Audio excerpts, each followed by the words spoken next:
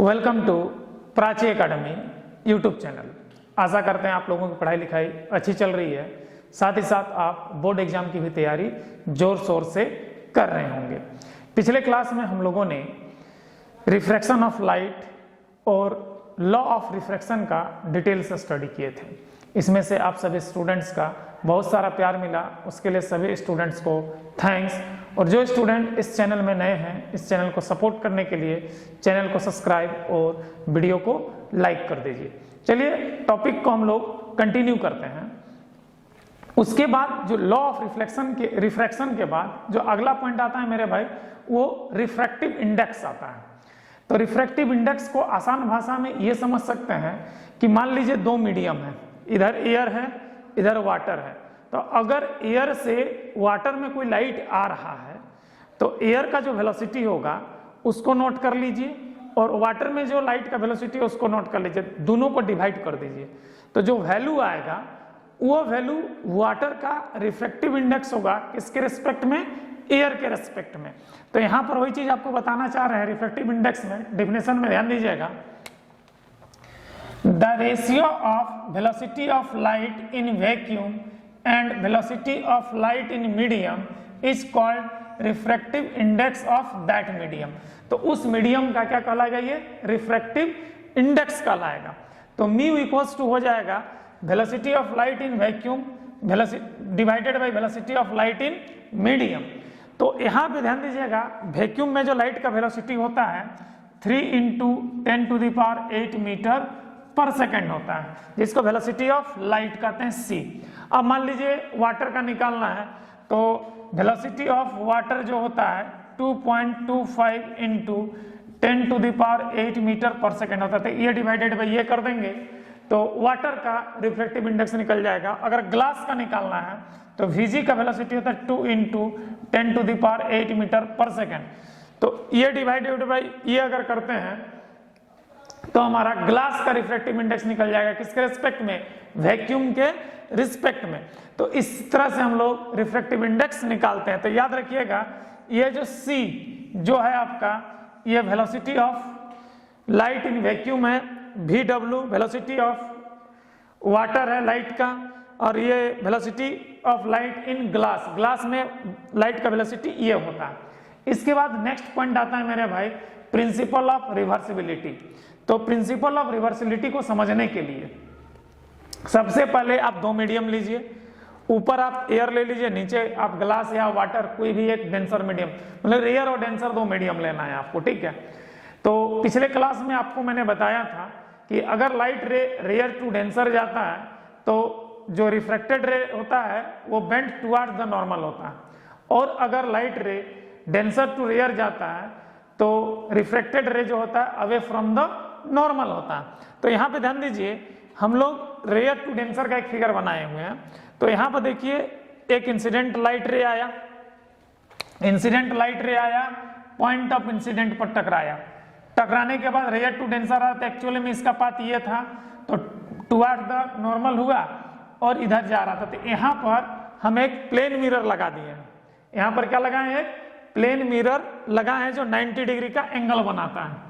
यहाँ पर एक प्लेन मिरर लगाए जो 90 डिग्री का क्या बनाता है, एंगल बनाता है। तो ये जो 90 डिग्री का एंगल बनाता है तो ये फिर से इसको रिफ्लेक्ट कर देगा। तो जब हम लोग डेंसर टू रेयर जाएंगे तो डेंसर टू रेयर के लिए जो रिफ्लेक्टेड रे होगा वो हमारा इंसिडेंस होगा।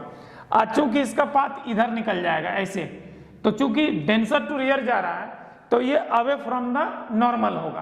तो यहाँ पे दो केस है, एक रेयर टू डेंसर है और मिरर से लाइट रे रिफ्लेक्ट होने के बाद डेंसर टू रेयर का फेनोमेना आ रहा। अब देखते हैं यहाँ पे रेयर टू डेंसर के लिए फिगर में देखिए OA हमारा इंसिडेंस रे है, देखिए OA हमारा इंसिडेंस रे है, OB हमारा रिफ्लेक्टेड रे है, एंगल I इंसिडेंट एंगल है और एंगल R रिफ्लेक्टेड एंगल है। तो according to law of refraction क्या होगा, sin I by sin R equals to mu air to water, क्योंकि ये रूल है हमारा एयर से वाटर, क्योंकि रेयर टू डेंसर हो रहा। सेकेंड केस जब डेंसर टू रेयर ले रहे हैं तो हमारा BO क्या होगा, इंसिडेंस रे होगा, और OA हमारा रिफ्लेक्टेड रे होगा। देखिए BO हमारा इंसिडेंस रे हो गया, OA हमारा रिफ्लेक्टेड रे हो गया, और एंगल R यहाँ पर इंसिडेंस एंगल कहलाएगा, एंगल आई हमारा क्या कहलाएगा, रिफ्रैक्टेड एंगल कहलाएगा।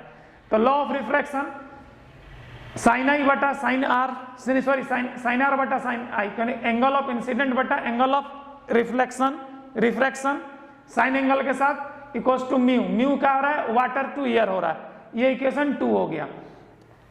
अब क्या कीजिए, इक्वेशन 1 और 2 को मल्टीप्लाई कर दीजिए। जब मल्टीप्लाई कीजिएगा तो क्या होगा, साइन आई बटा sine R into sine R बटा sine I equals to mu air to water into mu water to air. तो यहाँ तो कट जाएगा, देखिए साइन आर से साइन आर कट गया, साइन आई से साइन आई कट गया, तो बचा क्या, यहाँ पे 1 बचा। तो mu air to water into mu water to air equals to 1। अब ध्यान दीजिएगा, पहला केस क्या था, एयर टू वाटर था, ये यहाँ इंटू इधर भेजिएगा तो क्या होगा, 1 by mu water to air. तो इस प्रिंसिपल को हम लोग क्या कहते हैं, प्रिंसिपल ऑफ रिवर्सिबिलिटी कहते हैं। तो ये था मेरे भाई प्रिंसिपल ऑफ रिवर्सिबिलिटी। अब कुछ आपको रिफ्रैक्टिव इंडेक्स याद रखना है, साथ में हम क्रिटिकल एंगल भी लिखा है। आपको नेक्स्ट क्लास में क्रिटिकल एंगल कैसे निकालते हैं आपको हम बताएंगे, लेकिन फिलहाल अभी वैल्यू लिख दिए, इसको याद कर लीजिएगा। तो ये जो 12 लिखा हुआ है लिस्ट, ये रिफ्रैक्टिव इंडेक्स इंक्रीमेंट ऑर्डर में है और क्रिटिकल एंगल डिक्रीमेंट ऑर्डर में है, ठीक है, ध्यान दीजिएगा। तो वैक्यूम का रिफ्रैक्टिव इंडेक्स 1 होता है और उसका क्रिटिकल एंगल 90 होता है। एयर का रिफ्रैक्टिव इंडेक्स 1.0003 और इसका क्रिटिकल एंगल 76.14 डिग्री का होता है। उसके बाद आइस का रिफ्रैक्टिव इंडेक्स 1.31 और इसका क्रिटिकल एंगल 49.76 डिग्री का होता है। उसके बाद वाटर का रिफ्रैक्टिव इंडेक्स 1.33 और क्रिटिकल एंगल 48.75 होता है। उसके बाद एल्कोहल, ये सब ट्रांसपेरेंट मीडिया है, ठीक है, याद रखिएगा। एल्कोहल का रिफ्रैक्टिव इंडेक्स 1.36 और इसका क्रिटिकल एंगल 47.33 होता है। उसके बाद नेक्स्ट है हमारा केरोसिन, इसका रिफ्रैक्टिव इंडेक्स 1.44 और इसका क्रिटिकल एंगल 43.98 डिग्री। इसके बाद आता है ग्लिसरीन, ग्लिसरीन का रिफ्रैक्टिव इंडेक्स 1.47 होता है और क्रिटिकल एंगल 42.86। उसके बाद टार्पिन ऑयल का 1.48 और क्रिटिकल एंगल 42.51 डिग्री का होता है। उसके बाद क्राउन ग्लास का रिफ्रैक्टिव इंडेक्स 1.52 और रिफ्रैक्टिव इंडेक्स 41.13 डिग्री का।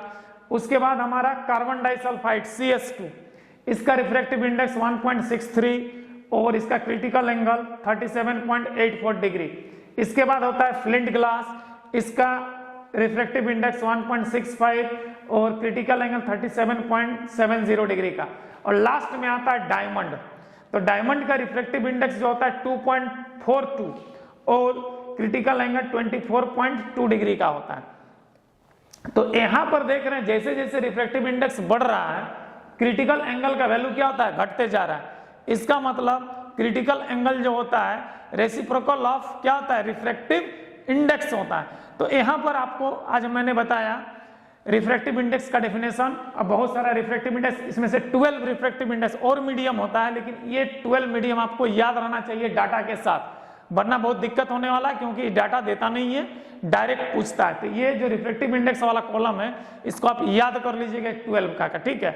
और ये हमारा प्रिंसिपल ऑफ रिवर्सिबिलिटी, जिसका इक्वेशन आया है मेरे भाई, ध्यान दीजिएगा यहाँ पर क्या आया है, mu air to water equals to 1 by mu water to air. इसी से हम लोग एक मीडियम से दूसरे मीडियम का रिफ्रैक्टिव इंडेक्स का रिलेशन निकालते हैं, किसके सहायता से, प्रिंसिपल ऑफ रिवर्सिबिलिटी के सहायता से। अगले क्लास में हम लोग मल्टीपल मीडियम का रिफ्रैक्टिव इंडेक्स का कॉम्बिनेशन देखेंगे, तब तक इसको आप क्या कर लीजिएगा, रिवाइज कर लीजिएगा। आशा करते हैं कि आज का क्लास आप लोगों को अच्छा लगा है। अगर अच्छा लगा तो चैनल को सपोर्ट करने के लिए चैनल को सब्सक्राइब और वीडियो को लाइक कर दीजिए। जय हिंद, जय संविधान।